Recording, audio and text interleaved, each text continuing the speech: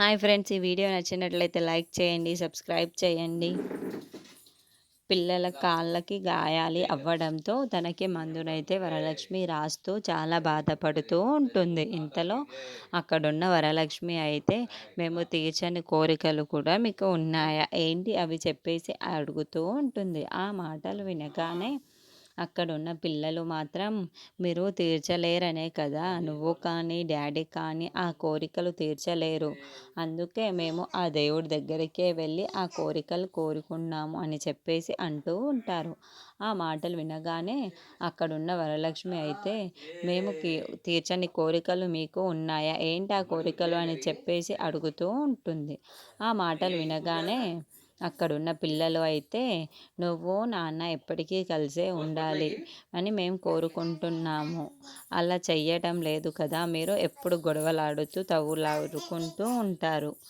అందుకే ఆ దేవుడి దగ్గరకే వెళ్ళి మేము ఆ కోరికలు కోరుకుంటున్నాము అని అంటూ ఉంటారు. ఆ మాటలు వినగానే అక్కడున్న వరలక్ష్మి అయితే ఒక్కసారిగా షాక్ అయిపోతూ ఉంటుంది. ఇంతలో అక్కడున్న పిల్లలు అయితే, అవునమ్మా, నా అమ్మ నాన్న ఇద్దరు ప్రేమ మాకు కావాలి, మీరిద్దరు ప్రేమగా ఉండాలి, మమ్మల్ని చాలా చక్కగా చూసుకోవాలి అని మేము కోరుకుంటున్నాము. కానీ మీరిద్దరు వేరు వేరుగా ఉంటున్నారు. అలాగే ప్రేమగా కూడా ఉండటం లేదు.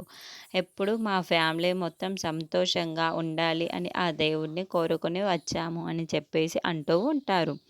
ఆ మాటలు వినగానే అక్కడున్న వరలక్ష్మి అయితే ఒక్కసారిగా షాక్ అయిపోతూ ఉంటుంది.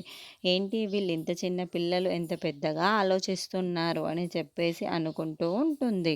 ఇంతలో అక్కడున్న వాళ్ళ పిల్లలు బాధని చూసి తట్టుకోలేక అక్కడున్న వరలక్ష్మి అయితే ఎలాగైనా సరే విష్ణు గారితో కలిసి ఉండాలి అని డిసైడ్ అవుతూ ఉంటుంది. ఇంతలో వాళ్ళ అమ్మకైతే ఫోన్ చేస్తూ ఉంటుంది. నేను ఎలాగైనా సరే విష్ణు గారి ముందు తల వంచాలి అని అనుకుంటున్నాను అమ్మ. నేను విష్ణు గారితో కలిసి ఉందామనుకుంటున్నాను అమ్మ. అది పిల్లల విషయంలో